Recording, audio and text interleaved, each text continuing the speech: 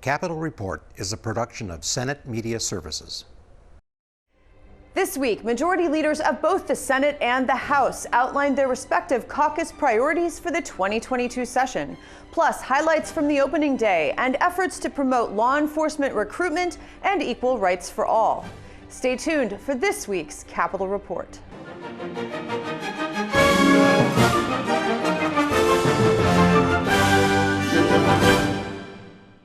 Welcome to this week's program. I'm Shannon Loehrke. The nearly $8 billion projected budget surplus provides lawmakers with the resources to tackle any number of problems, setting the stage for a non-budget setting session of competing ideas between the Republican-led Senate and the DFL-led House.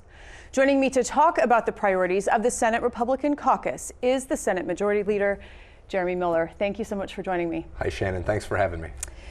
Let's start with the budget surplus. Governor Walz has said that he would like to give some of that money back to taxpayers. Are the Senate Republicans interested in returning some of the surplus, and how? So the state of Minnesota has a massive budget surplus, $7.7 billion and growing. All expectations are when the February forecast comes out that surplus is going to be even larger. And we're hearing loud and clear from people all across the state of Minnesota, give the money back, especially with record inflation that's eating away at family budgets. And what Senate Republicans are going to propose is permanent, ongoing tax relief so people have more money in their pockets every single paycheck, week after week, month after month, year after year. So instead of a one-time check that the governor's proposing that barely scratches the surface of inflation, Republicans are proposing permanent, ongoing tax relief. In addition, the state of Minnesota is one of, I think, only 12 or 13 states that still taxes Social Security income. We will propose completely eliminating taxes on Social Security income, because we know senior citizens are also struggling with inflation, especially those on a fixed income. So we think it's important to eliminate Social Security taxes. You've said on numerous occasions that you and your fellow caucus members are hearing from constituents about the rising crime rate around the state of Minnesota and in the Twin Cities. It even dominated the forum between the governor and legislative leaders and the Capitol Press Corps. So it's a really big topic. What is your caucus proposing to improve public safety? Sure. So we have senior citizens getting beat up and robbed. We have carjackings happening on a regular occurrence. We have innocent people getting shot. Cops are getting shot. Kids are getting shot. Violent crime is absolutely out of control right now in the state of Minnesota, especially in the Twin Cities metropolitan area. Public safety will be a top priority for Senate Republicans. The first thing we're going to do is provide funding for more police officers. We know more cops results in less crime.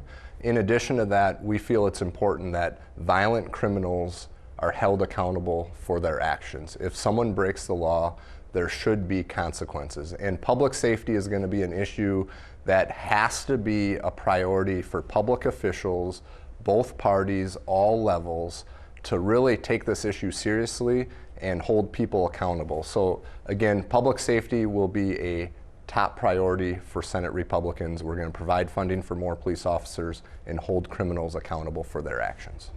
Also in your press material priority list is education.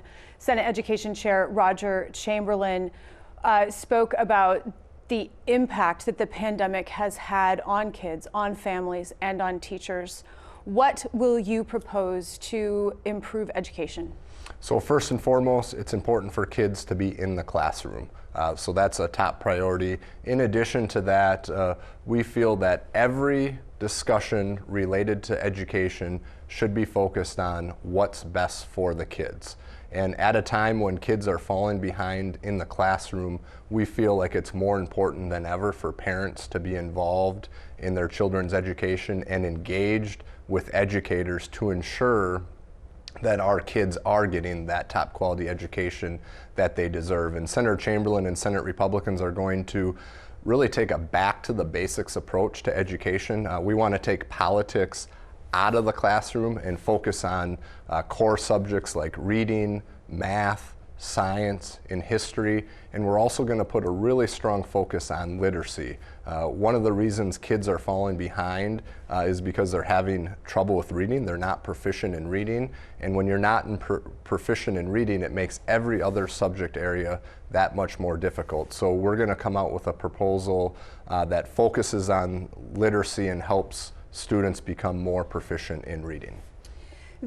As you well know, the Frontline Worker Pay Working Group met over the interim, was not able to reach an agreement on the $250 million that the legislature had set aside to reward frontline workers in the early days of the pandemic.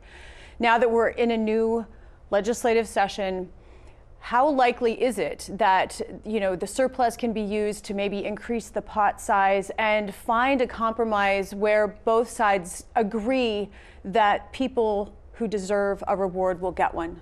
Sure. So the Republicans put forward a proposal based on the $250 million that was agreed to during the last legislative session that really focused on healthcare workers and first responders. We think it's important for folks to get a meaningful bonus or a meaningful check, but we wanted to focus in on the Minnesotans who took the most risk to help keep others safe and healthy during the pandemic. And to us, that's healthcare workers, first responders, law enforcement. Unfortunately, an agreement was not made on that $250 million. We are not interested in going above that because now we are focused on, again, that permanent ongoing tax relief that will provide more money to Minnesotans across the board. I've heard both DFLers and Republicans talk about the need to replenish the Unemployment Insurance Trust Fund, which was basically decimated by the pandemic. I believe we owe the feds money at this point. Governor Walz has voiced his support. If a solution is not found soon, then Minnesota businesses are going to be on the hook. Could this be an early bipartisan win? I think this could be an early bipartisan win. You have Democrats talking about it, Republicans talking about it in the legislature. The governor has proposed it. So yes, Senate Republicans will put forward a proposal next week. Senator Pratt and Senator Rosen have worked out the numbers, and that'll be introduced or in Senator Pratt's committee next week. So I hope this can be an early session bipartisan victory because everyone's talking about it. Let's get it done. And finally, this is an even year. It's a bonding year. The Senate Capital Investment Committee has been touring the state looking at projects.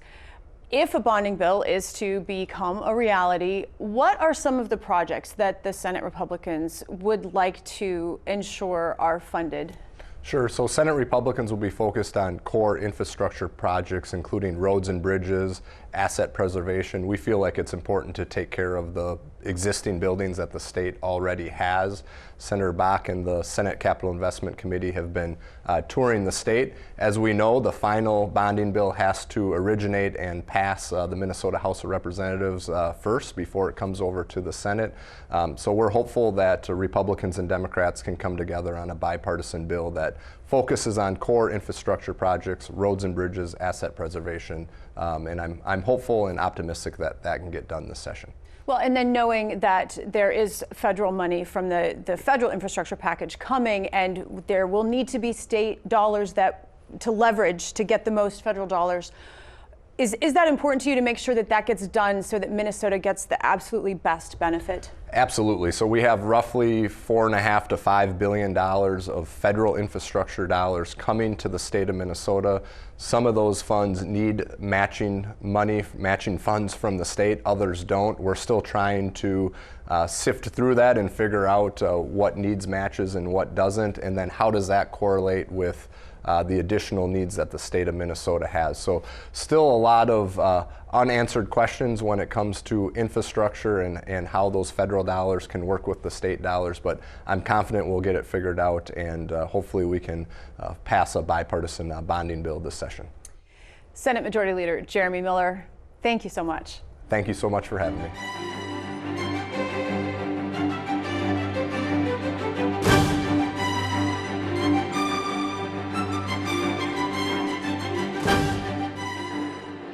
The 2022 legislative session convened Monday with a level of excitement and energy not seen in the Minnesota Capitol since before the pandemic.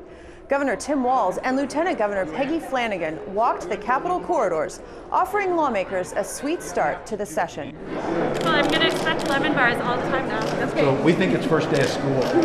And offered opening day remarks to the press corps. It's great to be back here at the Capitol. I think the disruptions that are very apparent to everyone over the last few years, but being in this place, being in the People's House, being at a place where folks can gather to express their passions, this is what democracy is about. Meanwhile, the Senate gavelled in the session. I hereby call the Senate to order. And the new Senate President, David Osmek, was sworn in. Do you solemnly swear to support the Constitution of the United States and the Constitution of the State of Minnesota, and to discharge faithfully your duties as President of the Senate to the best of your judgment and ability, so help you God? I do.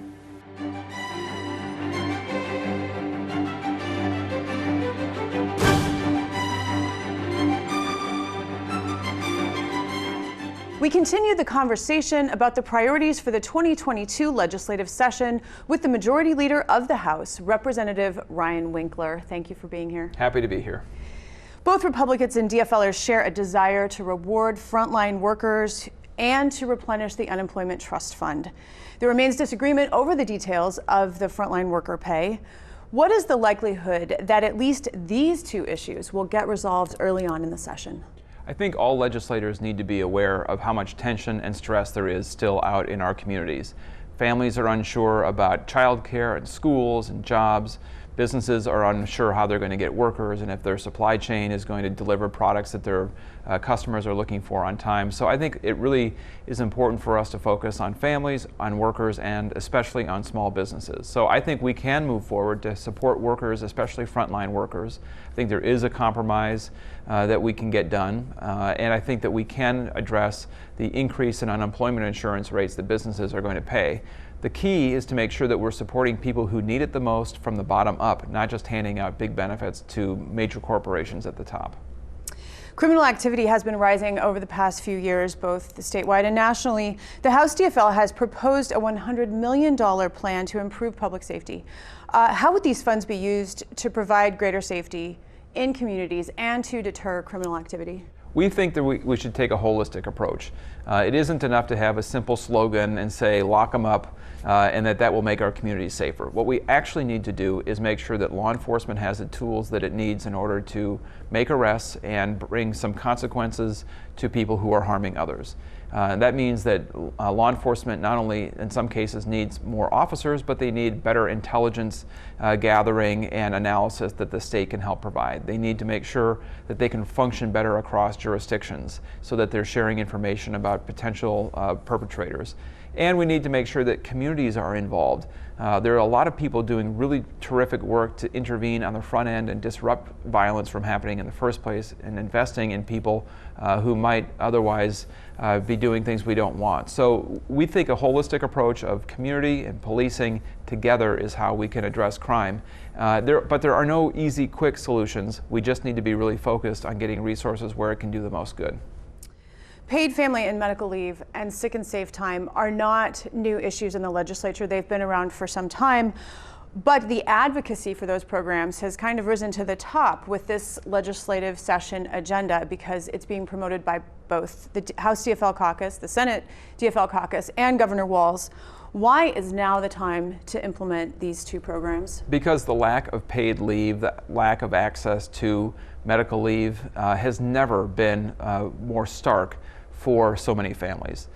People are dealing with it on a daily basis. If a child care is closed down because of COVID, if a school is closed down because of COVID, if a family member has to stay home from work because of an exposure at their workplace, there are so many ways that people are losing lots of money in their paychecks because of the lack of paid leave. And that's really, I think, what's bringing this issue to the forefront. Obviously, the rising prices affects everybody, but that is pretty small in comparison to losing income for days and weeks every month because of medical issues. So we think it's critically important to provide that benefit for all Minnesotans. Everybody pays in, everybody has access to a benefit. It seems pretty basic. And as I understand it, I think Speaker Hortman said this, the surplus provides the initial startup dollars that are needed that, the state didn't have necessarily before in terms of getting this done. Yeah, we'd like to see an equal amount of money for businesses and for workers. So if we're going to help the Unemployment Insurance Trust Fund with billions of dollars, then billions of dollars should be going to workers and families in Minnesota. It's not a question of how do we just help those at the top. It's a question of how do we provide more security and stability for families and help address their rising costs and the way that they're losing out on income. So we think doing both is the best approach. Speaking of families, the shortage of childcare options and a lack of affordable housing are not new challenges, and yet, like so many things, the pandemic seems to have exacerbated them. How is the DFL planning to address these two very big issues? The families I talk to are scrambling. When I talk to people about childcare and the need to, and housing, of course, is a different issue, but equally important. But on childcare, they're just scrambling right now to figure out how to get to work, how to get their daily lives to happen with lack of affordable childcare. Affordability has been an issue for a long time. Now just access, just even having anything out there is an issue. And we need to do this work. We need to create an opportunity for both parents to work, or if there's a single parent household, for that parent to be able to work. That requires affordable childcare. And no business can count on workers who don't have access to reliable childcare. So that's an imperative for families, but for businesses as well. And then on the housing piece, anything there? I mean, childcare is really important, but I assume there's some ideas coming forth from. Well, we're very concerned about the rapid closure of the Housing Relief Fund, and we know that we need to address affordability, not just on the homeless side or the low-income side, but for middle-class families as well. Housing has just really gone through the roof, and we need to help figure out across the board how to help bring prices down and provide more options. There have to be more units available for people to buy, or this is not going to work. With the nearly $8 billion surplus, Governor Walz has proposed giving some of that back in what he called Walz checks. The Senate Republicans instead would like to see the Social Security tax completely removed and also some tax cuts ongoing. Does the DFL have any kind of giving back, or is much of the surplus going to be spent on expanding one-time programs or the like? Well, we know there will have to be give and take this legislative session. What we are really resistant to is making permanent tax cuts that help very few people at the very top that will create big budget deficits in future years. We saw that in the late 90s, the last time we had a big boom. We cut taxes, we took on some additional state spending for education, and we had a decade worth of deficits afterwards that really hurt our ability to fund a lot of priorities. So we do not want to go down the path of creating big budget problems in the future. So we are focused on one-time tax credits, the kind of thing that will put more money into a family's pocket right now to help with costs, and not the kind of ongoing changes that will, I think, really harm the state's ability to provide basic services. And lastly, very few Minnesotans actually pay Social Security taxes. It's just the regular progressive income tax. If you have a high enough income, then some of the Social Security will be taxed. But for the vast majority of Minnesotans who receive Social Security, they do not pay state tax. Minnesota Public Radio ran a story this week about how quickly the spots for free certified nursing assistant training filled up. The initiative was recently announced by Governor Walz using American Rescue Plan money in order to try to fill that hole in long-term care. They're just desperate for certified nurses. But it highlights the struggle that so many Minnesotans face for any kind of advanced training or college. I saw that the DFL platform is for a freeze on statewide higher education, but does that go far enough? We also need to look at the state grant program and look for ways to put money into that system so that people, regardless of where they go to school, if they have low income, are better able to afford college. The state is not going to solve by itself the whole problem of the extreme expense of higher education. Right now, there's a whole generation of students who really have to question the value of higher education at all, given the cost. And that's not good for our economy, that's not good for a sense of opportunity or hope, and it's not good for bringing people of diverse backgrounds into the economy and into the middle class. So there are all kinds of reasons why we have to get a handle on that. We will do what we can at the state, but it is a bigger issue in higher ed. Finally, before we go, I have to ask you about bonding because it's an even year, a traditional bonding year. The state will have an influx of federal dollars. In terms of leveraging that, what kinds of projects is the DFL most interested in? Well, that's the good news here is that President Biden and the Democratic Congress passed a major infrastructure bill that will send billions of dollars to Minnesota. As a result of their action, roads, bridges, transit, clean water infrastructure, all kinds of basic infrastructure in Minnesota will be funded for years to come, and the state has to put up its part of the matching funds. The bad news is this session we don't yet know where all that money will go, and so we are a little bit unclear what unmet needs we will need to address. But in communities across the state, there are basic economic development, basic infrastructure needs that we believe we need to fund. Interest rates still remain low. We have the capacity to bond for $2.7+ billion, and so we think it's a time to continue investing in Minnesota's core infrastructure. Representative Ryan Winkler, House Majority Leader, thank you so much. Thank you.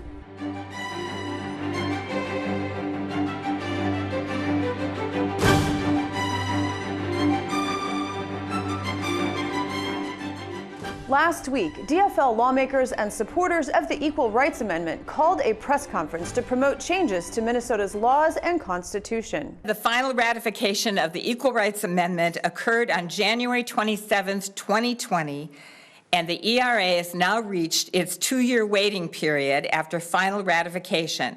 So the 28th Amendment is now the law of the land, and we will uphold that law. Hear, hear. I swore an oath to uphold the Constitution, and I am duty-bound to confirm that the laws of Minnesota now comply with the U.S. Constitution.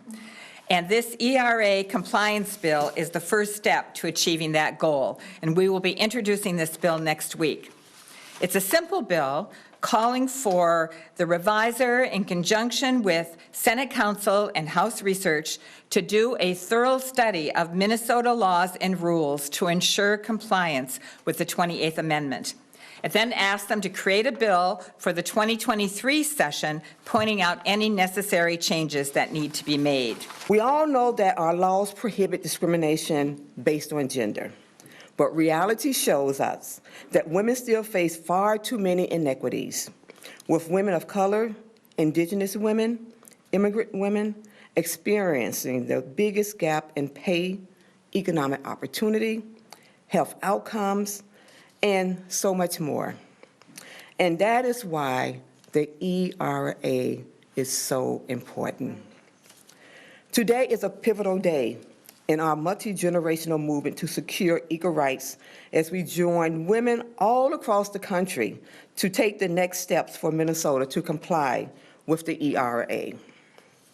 We're putting forth a very simple bill, very simple, but it's a bill that will have a profound impact on women everywhere who deserve equality under the law, under our Constitution, and within our cultures.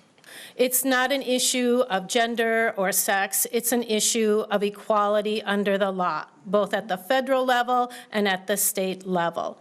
We need to make sure that our values are represented in the highest law of the land in the state of Minnesota, and that is our state constitution. It is long past due. There is not one senator, not one representative that can look me in the eye, that can look their constituents in the eye and tell them that they should not be treated as equal under the law. In fact, quite frankly, I dare them. And this week, members of the Senate GOP unveiled their proposed legislation that would aid in the recruitment of law enforcement officers. I'm here to talk about my bill to require the Department of Public Safety to launch a $1 million public service campaign to build up the entire field of law enforcement. It's my hope that we can elevate and recognize all law enforcement professionals and spread the word of this rewarding career and honorable nature of this career path. We are facing a crisis in the number of licensed officers available in Minnesota to even apply for the job openings we have. This might be most pronounced in the metro, but in many rural-like communities like mine, we have struggled to recruit new officers to live and work in their communities. The two proposals I have will help address that first by offering scholarships to students who attend Minnesota State system schools. This will make it easier for students to go to our incredible Minnesota State in law enforcement throughout the state and stay connected to their communities. There has been a drastic drop in enrollment in these programs, and scholarships will help more to help students afford into this highly needed field. The Pathways to Policing proposal is a proven and award-winning program that provides high-quality training opportunities for non-traditional entrants into the police force. The proposal I have is fairly simple. It's a reimbursement to a certain amount for police officers, licensed police officers who have been serving for a certain amount of time. So someone is licensed as a police officer, that person gets hired, they're working in a department for a certain amount of time, that officer then becomes eligible for reimbursement up to a certain amount. This bill will have a $10,000 signing bonus. If you sign up to be a new police officer, brand new police officer, $10,000, you have to serve 1 year before you get it. It goes to the agency that appointed that person. You can't game the system. In other words, it can't be moving from one police force to another, but it's $10,000 that they can get 1 year later. And we're going to have $20 million available for this so that we have the opportunity to hire a bunch of new police officers. The defund the police movement's disrespect of our peace officers and police officers has led to fewer students pursuing this career. And I think these grants of $1,500 will help support the next generation of peace and police officers that will help keep our communities safe.